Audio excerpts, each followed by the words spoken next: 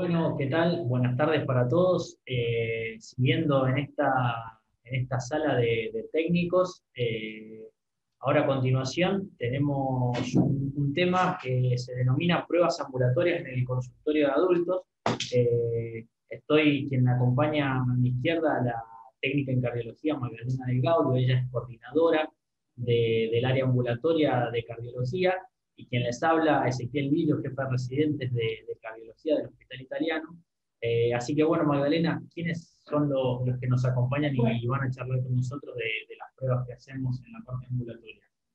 Bueno, doctor Lillo, vamos a ver una prueba cardiopulmonar que la va a hacer el que habitualmente y todos los días lo hace Ezequiel en nuestro servicio. Después vamos a tener imágenes de este que lo va a hacer Ana Laura Arce Siri, que también trabaja con nosotros. Y vamos a tener una charla del doctor Barolo, que se trata de la estenosis aórtica de bajo flujo y bajo gradiente paradoxal. Si te parece, comenzamos con las charlas y lo dejamos a Ezequiel. Perfecto. Y después la última parte y todas las preguntas que quieran realizar, estamos a la disposición de todos los que nos están. Perfecto. ¿Sí? Así que lo dejamos en compañía de Ezequiel. Para una charla de Ezequiel.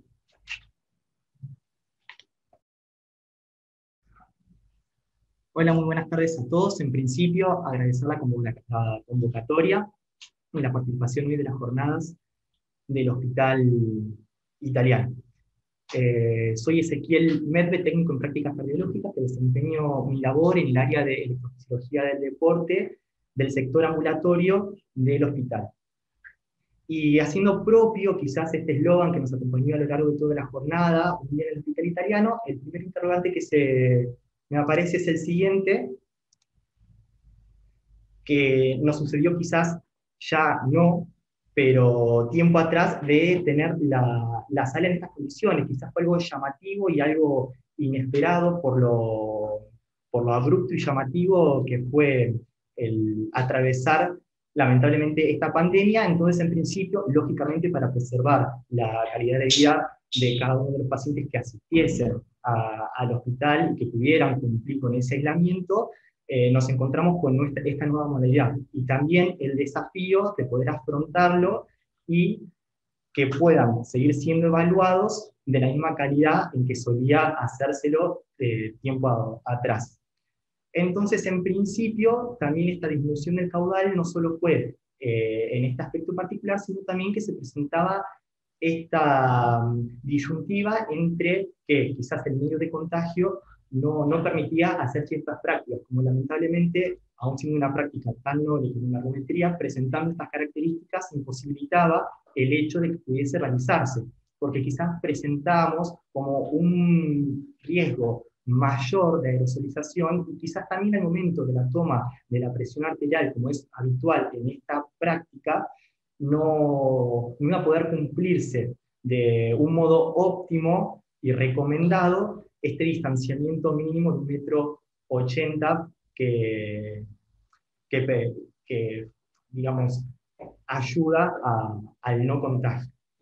Entonces, sin embargo, contábamos desde hace ya bastante tiempo atrás con una práctica, la prueba cardiopulmonar del ejercicio, en donde podíamos determinar quizás a nuestro favor de que contábamos con un riesgo mucho menor de aerolización, precisamente por la colocación para la realización del estudio de la máscara que mide el consumo de gases. Entonces, si bien la válvula, que es colocada en la parte frontal de la máscara, no es cerrada, sino que permanece abierta, la aerosolización se encuentra quizás un poco más contenida y con todos los elementos de protección personal con los que por suerte contamos, se reducía mucho más y pudieran seguir siendo evaluados los pacientes que fueran necesarios.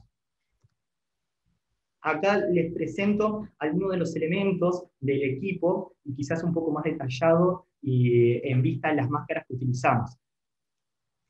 Al no ser descartables porque son de un material son de silicona, tuvimos por medio de infectología cumplir ciertos protocolos con los cuales, como hablábamos en un principio, poder asegurar las medidas de bioseguridad necesarias para que no haya contagio, particularmente hoy, de COVID. Entonces tenemos como un doble lavado, que usamos un líquido sanitizante, Oxivir, y también con una solución del 70% de alcohol, para poder dejarlas entre paciente y paciente con un uso óptimo y que no haya ningún riesgo. Después, obviamente, con esta misma solución, todas las superficies de contacto que tocase el paciente, que tuviésemos la necesidad de hacerlo también nosotros, para el próximo también sanitizamos todo lo que fuera necesario. Abajo a la derecha vemos también la consola, quizás lo primero también es llamativo, que en relación a la ergometría, con lo cual no tenemos, que es a donde llegan también las líneas de sensado que salen de la segunda máscara que está hacia abajo, que está conectada, entonces se logra ver la línea de sensado que luego se dirige hacia la consola para poder generar la toma de gases.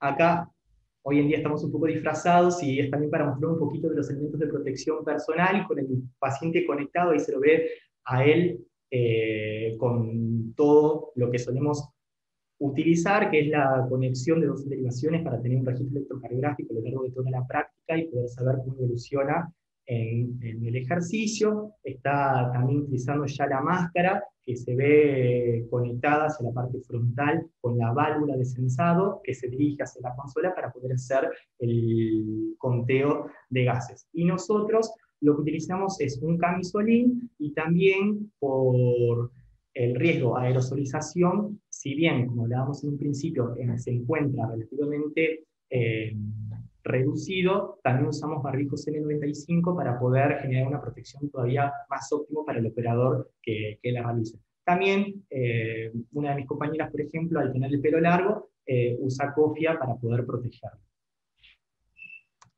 Y adentrándonos quizás un poquito más en lo que es la prueba cardiopulmonar, también la importancia de que podamos seguir realizándola, precisamente por estos pacientes que quizás necesitan seguir siendo evaluados porque tienen una patología subyacente que necesita ser estudiada y quizás seguida de mucho más cerca, y es más que nada por esto que quizás me parece didáctico de poder entender, en donde tenemos 3 engranajes, y en el primero vemos hacia la derecha que hay oxígeno y dióxido de carbono, que eso es lo que solemos tomar del medio ambiente, de la atmósfera, y lo que hacemos es trasladar, mover todo ese oxígeno hacia los pulmones, y lo hacemos. Ese es un flujo de convección, y lo que hacemos es, por medio del esfuerzo de la energía gastada por los músculos inspiratorios, se genera una disminución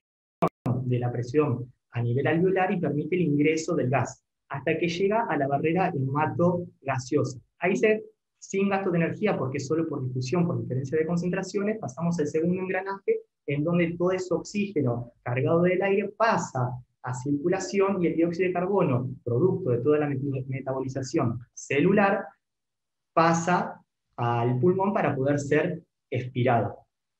Entonces, luego, por gasto de hoy nuestro protagonista, el corazón, bombea esa sangre a los diferentes músculos, y pasamos al tercer engranaje, para poder nuevamente, por difusión, poder llegar el oxígeno a las diferentes mitocondrias de cada uno de los músculos. Y esto es muy, muy interesante, y aparte, particularmente por el corazón, debido a que él consume entre un 70 y un 80% de oxígeno, alrededor del 75%.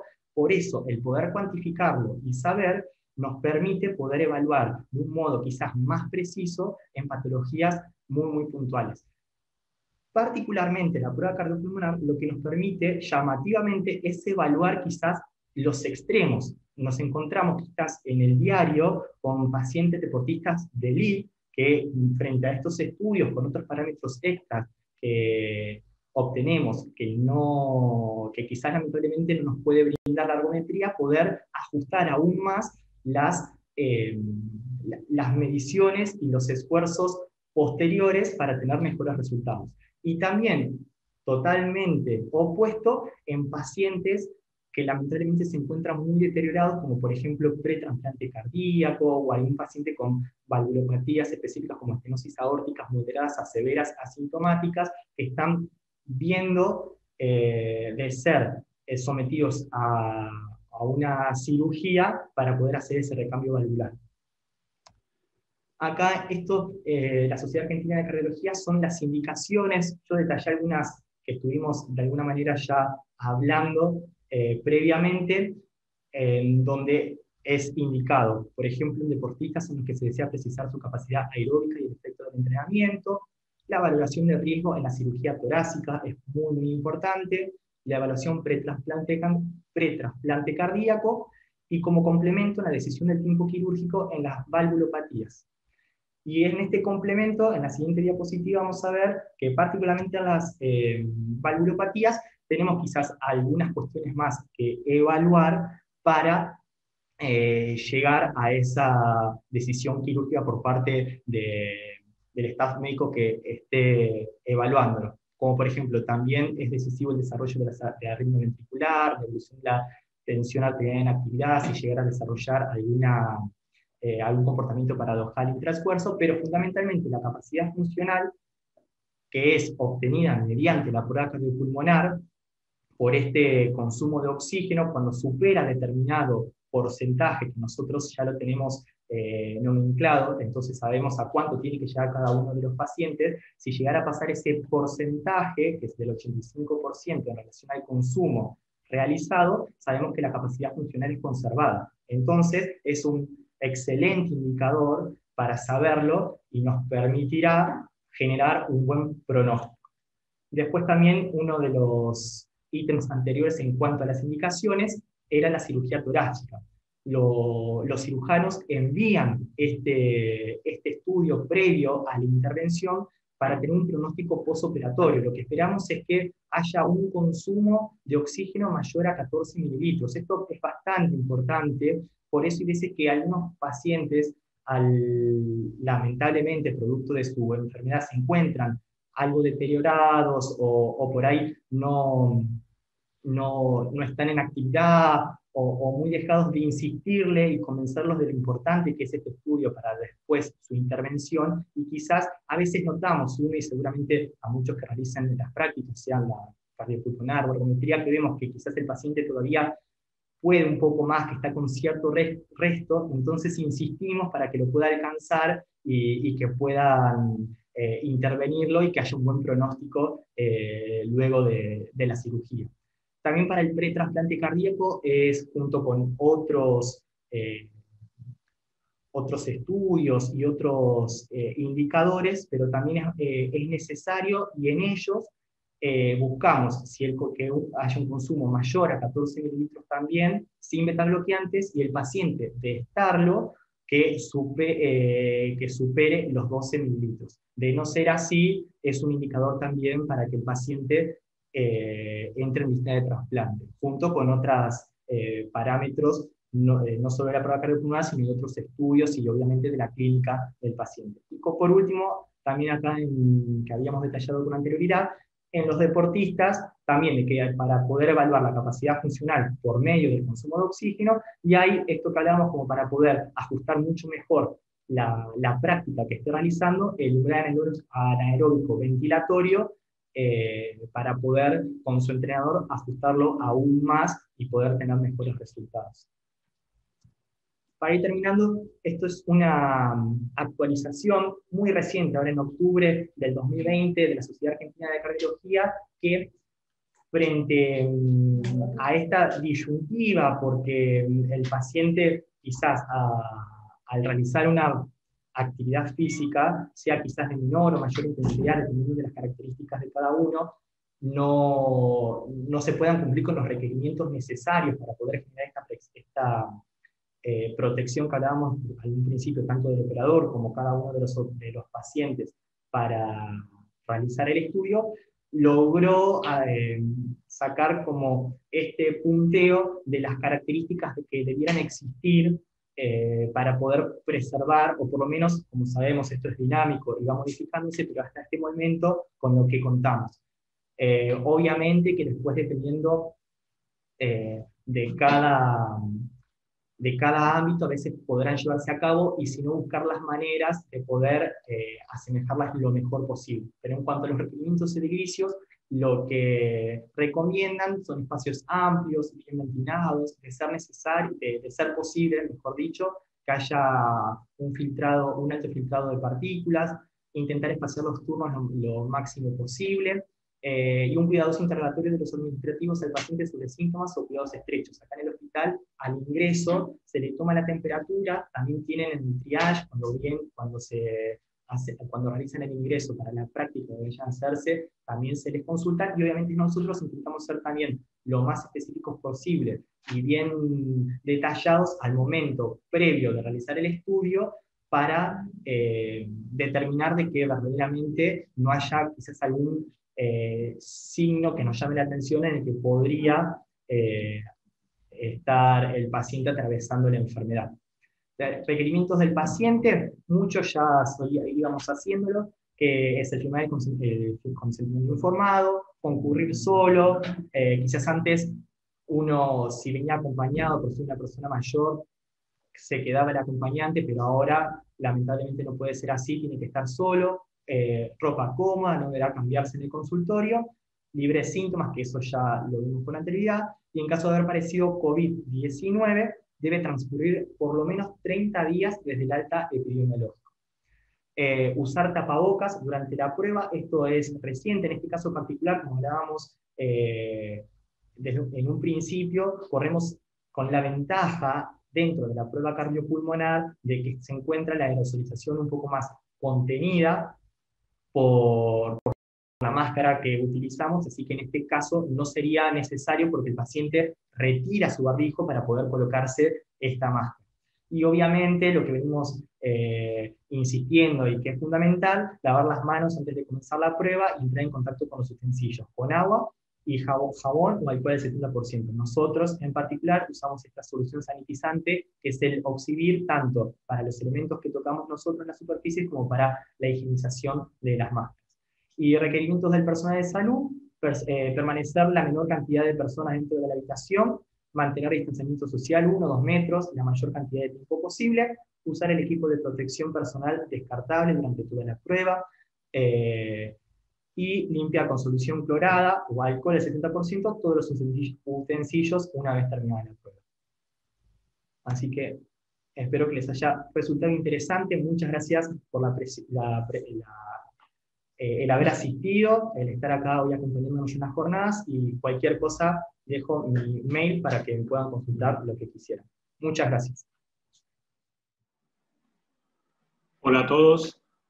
Antes que nada, quiero agradecer por la invitación a participar de esta edición de Cuore de manera virtual, y vamos a continuar en esta sección con la presentación de caso clínico.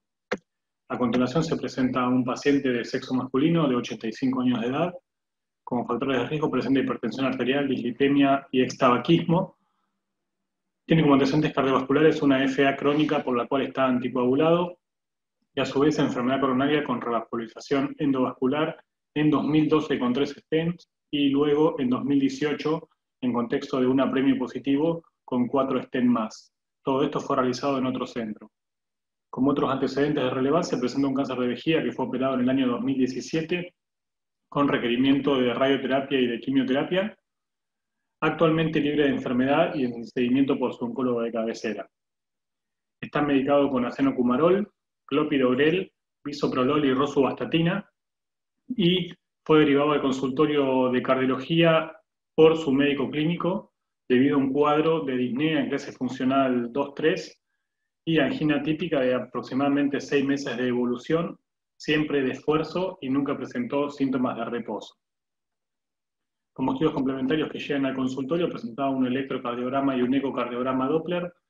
En el electrocardiograma, acorde a su antecedente, presentaba un ritmo de fibrilación auricular, estaba a una frecuencia cardíaca de 100 latidos por minuto, la progresión de R en las derivaciones precordiales era normal y no tenía ninguna alteración isquémica aguda. Y el ecocardiograma que trae el consultorio, realizado en otro centro, presentaba diámetros del ventrículo izquierdo conservados, con una disfunción ventricular leve, fracción de eyección del 44% y una hipoquinesia global. Movimiento paradójico del septum y una extensa calcificación a nivel de la válvula aórtica. Y tenía en dicho informe, ¿sí?, el diagnóstico de estenosis aórtica severa, pero sin embargo, cuando uno leía los gradientes, presentaba 16 de gradiente máximo y 9 de gradiente medio, que como sabemos no serían o no entrarían dentro de lo que sería la válvula aórtica con estenosis severa, que más adelante lo vamos a ir viendo. Cuando lo revisamos en el consultorio, presentaba una tensión arterial de 140-80, una frecuencia cardíaca de 100 latidos por minuto, sin signos de insuficiencia cardíaca, ruidos hipofonéticos, pero sin soplos audibles a la auscultación, y un pulso irregular. Y la placa de tórax mostraba leves signos de congestión, pero sin otras grandes particularidades. Por lo tanto, frente a un paciente con antecedente de enfermedad coronaria, con síntomas de angina y disnea, y un diagnóstico confuso de estenosis aórtica severa, era necesario ir evaluando un poquito más en detalle dicha sintomatología para ver si se trataba de un evento isquémico o realmente tenía síntomas por enfermedad valvular. Por lo tanto, para determinar la gravedad real de la estenosis aórtica, el gold estándar y el método y el estudio complementario, ¿sí?, difundido universalmente es la ecocardiografía Doppler, donde tenemos también parámetros para definir la gravedad de la estenosis aórtica, y esto también es aceptado universalmente. Para ser grave debería tener una velocidad pico de mayor de 4 metros sobre segundo, un gradiente medio mayor a 40 milímetros de mercurio, un área valvular aórtica indexada, que quiere decir centímetro cuadrado por metro cuadrado, de menos de 0,6 para ser severa, y un coeficiente adimensional de 0,25. Por lo tanto, para definir bien la severidad, nosotros decidimos pedirle un nuevo ecocardiograma Doppler, y a su vez, dado el antecedente de enfermedad coronaria bastante importante, decidimos pedirle un ecocardiograma estrés con dobutamina. El ecocardiograma Doppler convencional presentaba diámetros del ventrículo izquierdo normales, una función en el límite inferior de la normalidad, con una fracción de eyección del 50%, con hipoquinesia global, una hipertrofia ventricular importante, con un espesor septal de 1,3 centímetros y una pared posterior de 1,2 centímetros, y una válvula aórtica extensamente calcificada con restricción leve de su apertura. Los gradientes en ese momento eran un gradiente máximo de 24, un gradiente medio de 14, que por lo que estamos viendo tampoco pareciera ser severo según los gradientes, pero el área valvular aórtica indexada sí era menor de 0,6 y era de 0,44. Una presión sistólica pulmonar normal y la vena cava inferior con diámetros normales. En estas imágenes vemos un ecocardiograma transtorácico, dos imágenes estáticas de 5 cámaras, donde se muestra, digamos, la extensa calcificación que había a nivel de la válvula aórtica y del anillo valvular. El ecocardiograma estrés con dobutamina que le realizamos al paciente durante la etapa basal, el paciente presentó una función ventricular leve con hipoquinesia global, al igual que el ecocardiograma anterior, y en ese momento los gradientes que se le habían calculado era de 24,7 de gradiente máximo y el gradiente medio de 14,7. Y en el pico de dosis hubo una mejoría global franca de la función ventricular, sin trastornos regionales de la motilidad, por lo que por acá podemos descartar que la sintomatología corresponda a un evento isquémico. Y en cuanto a los gradientes transvalvulares, en el pico de dosis de dobutamina presentó 34 de gradiente máximo a nivel de la válvula aórtica y 14 de gradiente medio. Por lo tanto, todos los diagnósticos diferenciales que nos planteamos en nuestro paciente, dada la sintomatología, es que se trate de un nuevo evento isquémico, dado el antecedente pesado de enfermedad coronaria, síntomas que correspondan a una estenosis aórtica severa bajo gradiente bajo flujo por disfunción ventricular, o síntomas que correspondan a estenosis aórtica severa bajo flujo bajo gradiente paradojal, y algo que está en boga hoy en día es la amiloidosis TTR, dada la edad y las características ecocardiográficas del paciente, ¿sí?, por la marcada hipertrofia que presentaba. Por lo tanto, para descartar que se trate de un nuevo evento isquémico, más allá de tener un ecocardiograma estrés con dobutamina que era negativo, puede corresponder a un falso negativo, aunque la especificidad del ecocardiograma estrés es muy alta, más aproximadamente el 94%, pero para enfocarnos en la válvula aórtica decidimos descartar objetivamente la enfermedad coronaria y se le realizó una coronariografía, la cual mostró que todos los stents previos que tenía puesto el paciente estaban permeables, tanto la coronaria izquierda como la coronaria derecha no tenían ninguna lesión significativa nueva. Entonces descartamos de manera categórica un nuevo evento isquémico. Y nos quedamos enfocados ahora sí en la válvula aórtica. ¿Sí? Vamos a ver a continuación si se trata de una bajo gradiente bajo flujo o un bajo gradiente bajo flujo paradojal. Entonces lo que nos preguntamos es, una vez descartado la parte isquémica, si estos síntomas son atribuibles a la válvula aórtica, ¿sí? Y sabemos que para determinar la gravedad de la estenosis aórtica, cuando concuerdan tanto la velocidad, el gradiente y el área, ¿sí? Cuando son valores que concuerdan es muy fácil el diagnóstico de estenosis aórtica severa, pero cuando hay alguna variación en alguno de ellos, por ahí se vuelve más desafiante el diagnóstico y hay que recurrir a otros métodos complementarios. Una vez que tenemos el diagnóstico de que el área valvular es menor de 1 centímetro, hay que ver otros parámetros y hacer una información adicional del ecocardiograma y ver el gradiente, el flujo y la fracción de eyección, ya que el gradiente puede ser alto o puede ser bajo, dependiendo si es mayor o menor de 40, el flujo puede ser normal o puede ser bajo, dependiendo si es mayor o menor de 35 mililitros por metro cuadrado, y la fracción de eyección ya sea menos o más del 50%. Por lo tanto, una vez hecha la combinación de todos esos parámetros ecocardiográficos, tenemos 3 escenarios distintos. El primer escenario y más frecuente es la estenosis aórtica severa con alto gradiente y alto flujo, que es clásico, donde normalmente el ventrículo presenta hipertrofia ventricular, la cavidad ventricular es normal y el paciente presenta una función de bomba que es normal. Por lo tanto, los gradientes y el flujo que se exhiben en esta valvulopatía son altos. Después, en el otro extremo, tenemos la estenosis aórtica bajo gradiente bajo flujo clásica, que se trata de ventrículos, digamos, más enfermos, más dilatados, con una marcada depresión de la función ventricular. Se encuentran entre el 5 al 10% y estos pacientes son de los 3 los que tienen el peor pronóstico. Y en el medio tenemos la estenosis aórtica bajo flujo bajo gradiente paradojal, y se llama paradojal debido a que son pacientes que tienen buena función ventricular, pero sin embargo los flujos y los gradientes son bajos, y esto generalmente es debido a la marcada hipertrofia concéntrica que tienen estos pacientes, con cavidad ventricular pequeña, y el flujo en cada expulsión sistólica es bajito, porque el llenado también se ve comprometido, que se comportan como una fisiopatología restrictiva. Por lo tanto, nuestro paciente presentaba un ecocardiograma con un área valvular indexada de 0,44 centímetros por metro cuadrado, es decir, menos de 0,6, por lo tanto ya era severa. El gradiente máximo y el gradiente medio no eran significativos como para categorizarla como severa.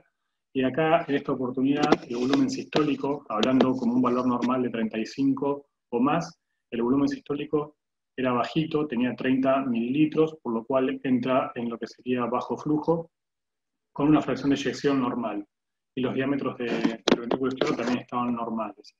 Por lo tanto, dentro de estas dos, sacando la clásica, o es un bajo gradiente bajo flujo clásica, pero nuestro paciente no tenía disfunción marcada ventricular y tampoco tenía un ventrículo dilatado, por lo que nos quedamos con bajo gradiente bajo flujo paradojal, debido a la hipertrofia que tenía y a que la función normal, la función ventricular era normal, y tanto el gradiente como el flujo eran bajos. Este es el algoritmo que se presenta hoy en la guía europea, que cuando tenemos un ecocardiograma con sospecha de estenosis aórtica severa debemos ir paso por paso para evaluar dentro de qué escenario nos encontramos, de los que acabamos de ver.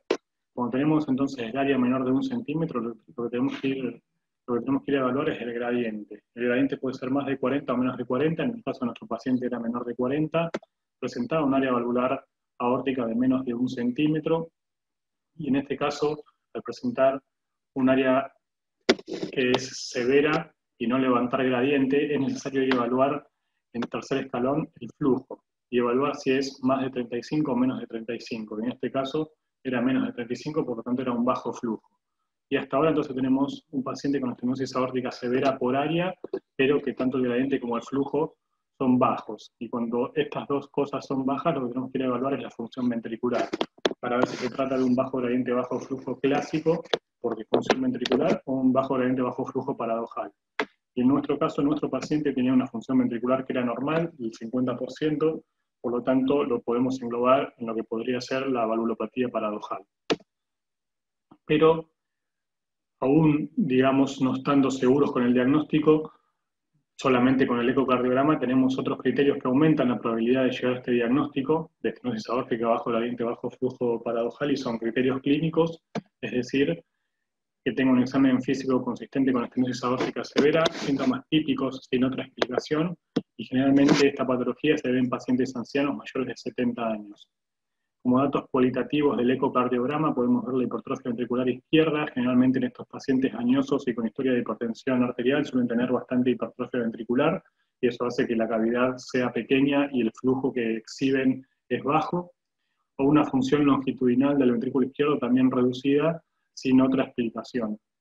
Y después, dentro de lo más importante que tenemos para certificar el diagnóstico de estenosis aórtica, es, como dato cuantitativo, el score de calcio valvular por tomografía computada.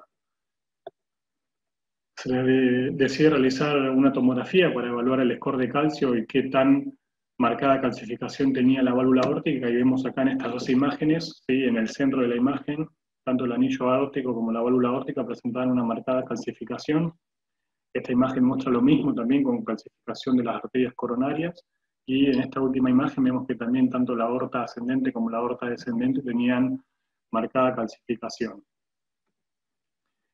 Y como conclusión del estudio de tomografía, dio que nuestro paciente tenía un score de calcio valvular aórtico de 3100. ¿Y qué significa eso? Que dentro de lo que es la clasificación, para que sea severa, es más de 1200 en mujeres el score de calcio y más de 2000 en hombres. ¿Sí? Y eso lo demostró en su momento, en el año 2014, Kleibel, en un estudio de 800 pacientes que se le hizo un seguimiento a 3 años, donde demostró que la calcificación de la válvula aórtica, siendo más de 1200 unidades de calcio en mujeres y más de 2000 en hombres, ya categorizada como severa. Por lo tanto, nuestro paciente tenía un ecocardiograma que mostraba estenosis aórtica, pero con los gradientes bajos y el flujo bajo, pero sin embargo por tomografía la calcificación era extrema, ¿sí? Por lo tanto esto apoya el diagnóstico de que la estenosis era realmente severa, ¿sí? Pero bueno, tenemos discordancia tanto a nivel del eco como a nivel del score de calcio valvular por tomografía.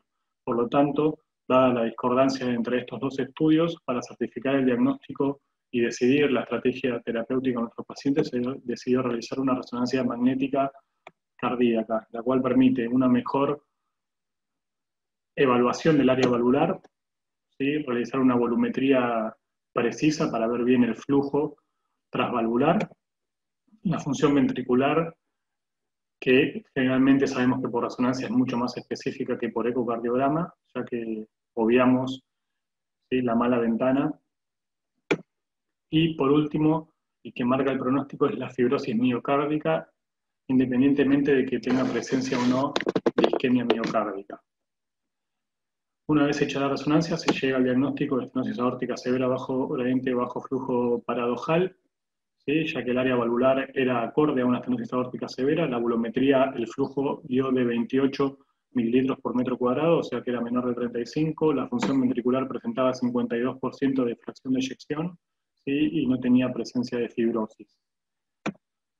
Por lo tanto, sí, y yendo al último diagnóstico, si bien ya teníamos el sello de la estenosis aórtica bajo gradiente bajo flujo paradojal, algo que está en boga y que se ve mucho en estos pacientes es la amiloidosis TTR, ¿sí? Estos son dos estudios que en conclusión muestran que el 10 al 20% de pacientes con estenosis aórtica severa bajo gradiente bajo flujo paradojal tienen amiloidosis por transtirretina y comparten cierta característica con la estenosis aórtica, y es que presentan una marcada hipertrofia del ventrículo izquierdo, una cavidad pequeña y un patrón de llenado restrictivo.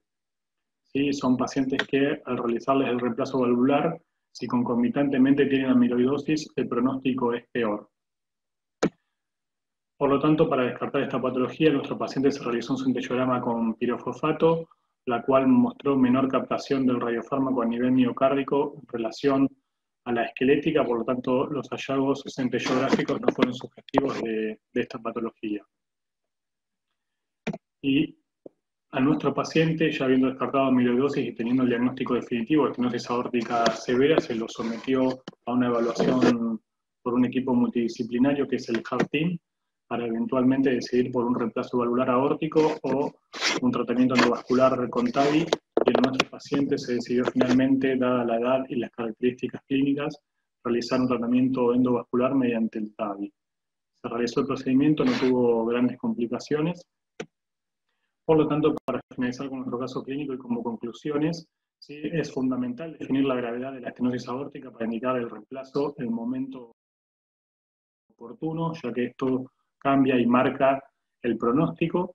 Y como vimos a lo largo de toda la presentación y con todo el estudio, todos los estudios complementarios que mostramos, el abordaje multiimagen por ecocardiografía, tomografía y resonancia cardíaca es fundamental para definir con precisión si estamos frente a un paciente con una valvulopatía grave o no, y eventualmente para definir la estrategia terapéutica. Muchas gracias.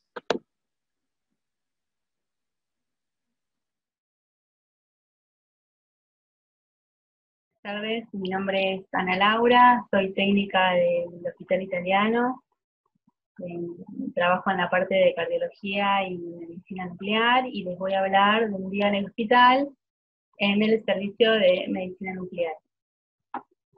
Les voy a hablar de qué es un estudio de perfusión miocárdica. Es un método diagnóstico de imagen que nos permite ver el flujo sanguíneo, permite ver qué parte del músculo cardíaco está afectada en caso de que haya habido un infarto o alguna lesión coronaria. Los fármacos que utilizamos para hacer este estudio es el Tecnesio 99, que tiene una vida media de 6 horas y se administra por vía endovenosa. Existen dos formas de realizar este estudio. Una es en un día y otra es en 2 días. Según la disponibilidad horaria que tenga el paciente, es como vamos a hacer el estudio. Si el paciente elige hacer el estudio todo en un día, tiene que disponer entre 6 y 8 horas para hacer el estudio, porque se hace el reposo y se hace el esfuerzo. En cambio, si elige en 2 días, va a tardar 4 horas un día y 4 horas el segundo día. Es indistinto si elige, si se hace el esfuerzo o el reposo, no hay una, pues se puede hacer el primer día el esfuerzo o el reposo y el segundo día se hace la otra parte. El tiempo de adquisición de la imagen, una vez inyectado el paciente, es entre 20 y 90 minutos, y la cantidad de milicurides que vamos a inyectar en la primera parte del estudio, sea cual sea, tanto el reposo como el esfuerzo, es de 20 milicurides. En la segunda parte inyectamos el doble. En el caso de que el paciente pueda realizar el ejercicio en cinta, se lo inyecta cuando llega al 85% de su frecuencia cardíaca, salvo que tome betabloqueantes y que no pueda llegar al porcentaje de la frecuencia. Contemplamos su frecuencia basal que llegue más o menos al doble de lo que tenía base. En caso de que no pueda realizar el esfuerzo, lo hacemos a través del estrés farmacológico. Lo que utilizamos en el hospital es el dipiridamol. Las indicaciones para el dipiridamol son imposibilidad de hacer ejercicio o bloqueo completo de rama izquierda. Las otras drogas que existen es la adenosina y la dobutamina, y utilizamos el test de frío o el test de nitritos. Lo único que no utilizamos nosotros en el hospital es la adenosina. La dobutamina la utilizamos para el ecoestrés, bueno, y el dipiridamol para medicina nuclear. Está contraindicado en pacientes asmáticos. El objetivo del estudio es diagnosticar la enfermedad coronaria, la localización y la extensión, la severidad en caso de que haya habido un infarto, la valoración pronóstica post cirugía, la viabilidad, qué parte del territorio quedó viable, y el tratamiento farmacológico o quirúrgico. Las contraindicaciones, siempre que hablamos de contraindicaciones, nos referimos al esfuerzo. O sea, aquellos pacientes que tienen dolor de pecho de moderado a intenso, la falta de aire grave, la presión arterial alta, que no, más de 170 de sistólica, más de 120 de diastólica, o baja, aquellos pacientes que tienen menos de 90 de sistólica, y un ritmo cardíaco normal, bloqueo completo, AB, o que tenga cambios en el electro, supradesnivel, bueno, no son contraindicaciones absolutas para un esfuerzo, que tenga mareos, que tenga fatiga. Bueno, el embarazo también es una contraindicación para un esfuerzo, ya sea en medicina nuclear o en ergometría. La sensibilidad y especificidad de este estudio está entre un 70 y un 90%. Estos son los equipos, son equipos antiguos que se utilizaban para tomar las imágenes una vez inyectado el paciente. Y ahora voy a mostrar, este es el equipo que utilizamos en el hospital. Que tiene 2 cabezales y el paciente está acostado. Este es el mapa polar que nos permite ver el territorio afectado si el paciente tuvo un infarto. Por ejemplo, en la primera imagen ven un estudio de perfusión normal y en la segunda imagen ven todo el territorio afectado por el infarto. Bueno, estos son los diferentes cortes que nos permiten ver los diferentes territorios. Tenemos el eje corto, el eje largo vertical y el eje largo horizontal. Acá les muestro un eje corto normal, en reposo y en esfuerzo. Vieron que no hay ninguna diferencia entre el reposo y el esfuerzo. Y acá les voy a mostrar un día en el hospital, cómo recibimos al paciente, le vamos a dar un consentimiento informado, donde le explicamos todo lo que le vamos a hacer y los riesgos que tiene el esfuerzo, porque después el material radiactivo no tiene riesgos, porque no es inocuo, no le pasa nada. Lo que sí le hablamos son los riesgos del esfuerzo o del dipiridamol, depende de lo que el médico le haya indicado. Ahí les voy a mostrar todo un día.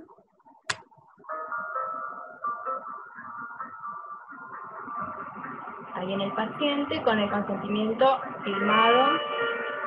Me lo entrega, le ponemos una vía, la conectamos para hacerle la prueba de esfuerzo.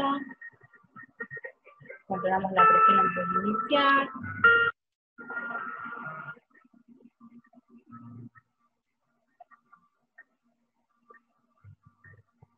Cargamos todos sus datos.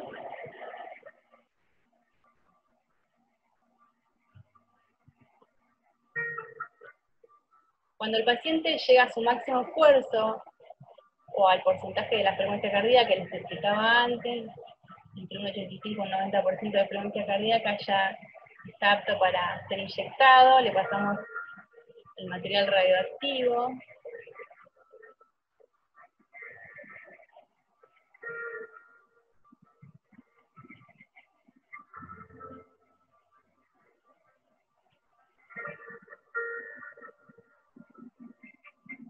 Tomamos imagen del electro, y acá le damos las indicaciones para ir a comer.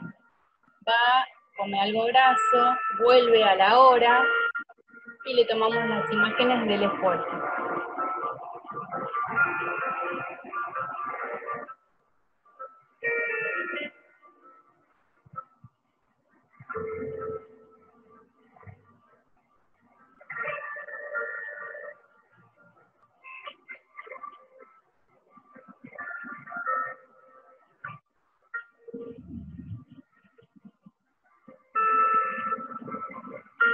El paciente tiene que tratar de no moverse, ahí tomamos las imágenes, y se retira. Y después lo mismo con la segunda parte.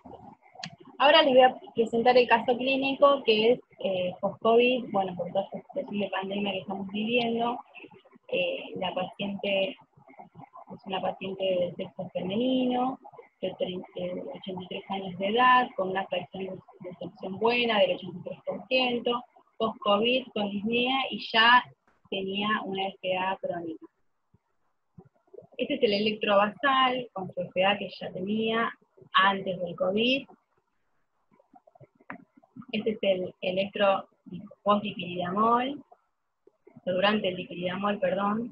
El dipiridamol se inyecta en 4 minutos, tenemos 4 minutos de electro durante el dipiridamol. y este es el positivismo. La paciente no tuvo cambios en el electro ni en sus imágenes. Sus imágenes son normales. Este es el ventriculograma que nos permite ver el territorio afectado, si es que hay, en este caso no hay.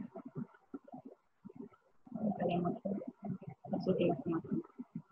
Bueno, ¿cómo evitar no llegar a este estudio? Esta es una reflexión que les dejo para que pensemos qué hacemos cada día para evitar no llegar a un estrés cardíaco. Y bueno, estuve leyendo un poco de cada 5 argentinos, uno es diabético, cada 3 argentinos, uno tiene hipertensión, cada 10 argentinos, 6 presentan sobrepeso o obesidad, el 42%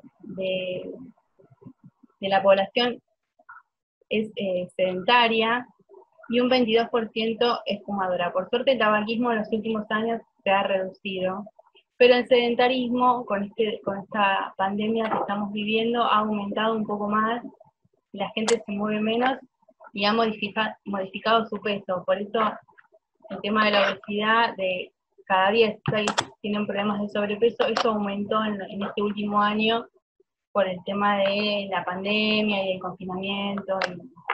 Y bueno, es algo para pensarlo y trabajar en eso, en tratar de evitar los factores de riesgo para no llegar a llegar a un estudio de estrés cardíaco. Pero bueno, espero que les haya gustado, les agradezco a todos por darnos este lugar a los técnicos, a todos mis compañeros que me han ayudado a armar el video y poder presentarles un lindo trabajo y mostrarles el día en el Hospital Italiano. Gracias a la jefatura también por tenernos en cuenta. Bueno, muchas gracias, hasta la próxima. Bueno, chicos, les agradezco por la mesa que tuvimos, te felicito, Gracias. Ana, Ezequiel, me encantó Ramiro, es realmente una charla muy linda, muy precisa y muy concisa. Pero te puedo preguntar algo, Sí. Ana, ¿qué elementos usaste de protección para hacer los estudios? Usamos antiparras, barbijo, camisolín. Todo eso se descarta con cada paciente. Y coge. Obviamente y guantes.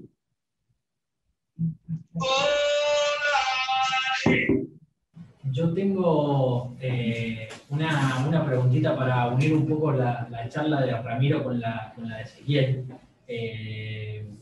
Va apuntada más a Ramiro, la pregunta es, en la estenosis aórtica, saliendo un poquito de la de bajo flujo, bajo gradiente como la que nos comentaste, la estenosis aórtica en general, ¿qué parámetros de la prueba cardiopulmonar que nos explicó Ezequiel utilizamos y nos es de interés para decir que el paciente está cercano o por llegar a una intervención quirúrgica o de algún tipo sobre su válvula?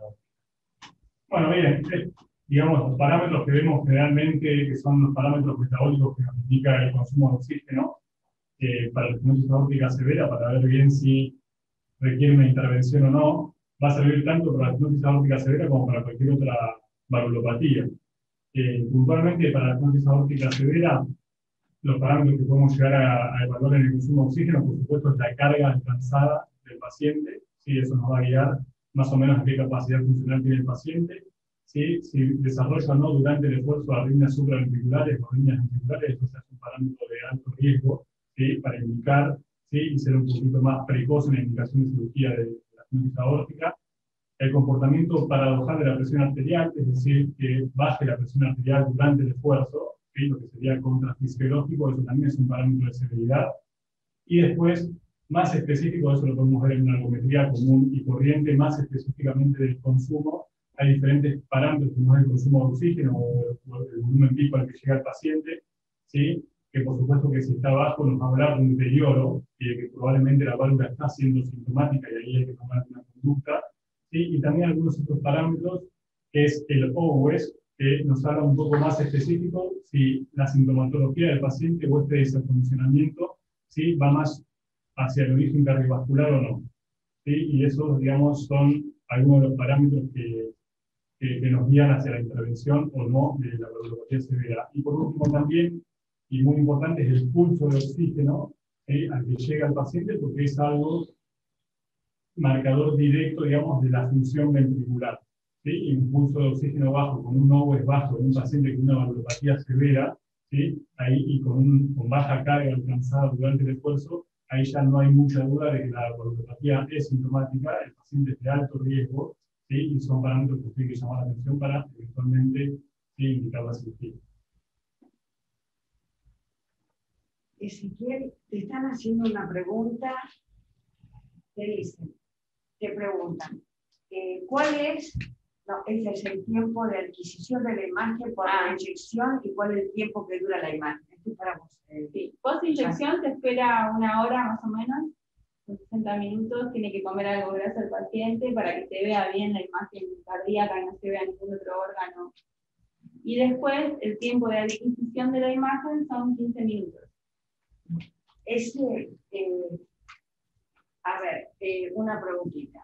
Siendo que hoy en día no están realizando la ergometría, ¿a qué pacientes se le realiza y derivan para realizar las pruebas cardiopulmonares? Sí, como hablábamos quizás al principio, que la prueba cardiopulmonar quizás particularmente abarcaba los extremos, de deportistas de elite, o quizás con algún deterioro severo, como hablamos recién de alguna valvulopatía avanzada, retrasplante cardíaco y demás. Como lamentablemente por esta situación que estamos atravesando no pueden hacerse las ergometrías, quizás se derivan pacientes para que, al estar de alguna manera incluida este estudio en la prueba cardiopulmonar, quizás a pacientes con algún dolor inespecífico torácico, que haciendo una actividad sin palpitaciones y demás, se les manda de igual forma hacer una prueba cardiopulmonar para poder diseminar bien si tiene si es un componente verdadero cardíaco o de otra origen.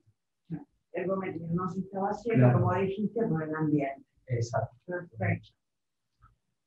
Yo tenía una última preguntita para Ana Laura. En cuanto a las imágenes y en el momento específico de la prueba, ¿qué parámetros podés encontrar vos desde la parte técnica que sugieren finalizar la prueba y mandar directamente ese paciente desde el lugar donde se está haciendo a una sala de emergencia o a una internación por el riesgo que vos viste en la prueba? ¿Cuáles son esos parámetros que vos tenés como puntos de alarma y decir, esto no puede seguir, tenemos que avanzar? Sí, cuando presenta arritmias ventriculares severas, cuando tiene una caída de la ATA sistólica en el esfuerzo, sea de la que sea la carga, y cuando tiene un ST mayor a baja carga, con dolor, ahí lo derivamos y por lo general lo derivamos a la guardia y después seguramente subió a unidad coronaria. ¿Estás finalizado esto? Sí, no, se habla con el cardiólogo que está a cargo del lugar y se deriva. Obviamente que siempre está el cardiólogo de por medio, ¿no? Siempre corrobora lo que vos estás haciendo. Bueno, vemos que no tenemos más preguntas del público, así que... Yo quiero agradecer, como dije antes, a todos, a Laura, Ezequiel, Ramiro, Ezequiel, muchas gracias por haber participado en la mesa de ambulatorio y nada, nos esperamos el próximo año, ojalá Dios quiera, y con toda la educación y el cuidado que tenemos sin los barbijos. ¿Sí? Bueno, te acompaña el sentimiento, Magda, y bueno, nos despedimos. Un placer para nosotros haber participado de este precongreso Cuore 2020 en esta sala de técnicos, así que nos vemos la próxima. Muchísimas gracias. Nos vemos. Gracias por asistir. Gracias. Bueno. Bueno, como cierre del simposio Cuore, quería agradecer a todos los disertantes, al Servicio de Cardiología, porque siempre nos apoyan en estos eventos, a todos los que están del otro lado que participaron con nosotros. Este es un año muy particular. El Cuore de alguna manera nos reúne con compañeros, con los que compartimos una serie de actividades, pero este año no se pudo hacer, es totalmente atípico para nosotros, hemos perdido compañeros, Estamos atravesando, saliendo de una pandemia, lo cual es tremendo para todos nosotros y sobre todo para todos los integrantes del equipo de salud.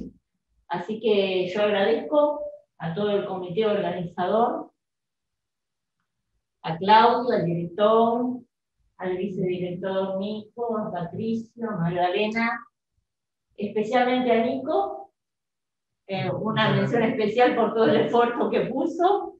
Es difícil, esto fue un año típico para todos nosotros, es nuevo, pedimos disculpas si hubo algún inconveniente técnico, pero bueno, son cosas que tenemos que ir aprendiendo todos los días. Yo les deseo que terminen muy bien el año a todos mis compañeros, a todos mis colegas, a todos los técnicos que siempre nos acompañaron y que estuvieron con nosotros, muchos amigos, muchos colegas, al Consejo de Técnicos, a la sociedad, al Hospital Italiano y a todos ustedes. Así que yo les deseo solamente muchísimas gracias y que tengamos todos un mejor año el próximo.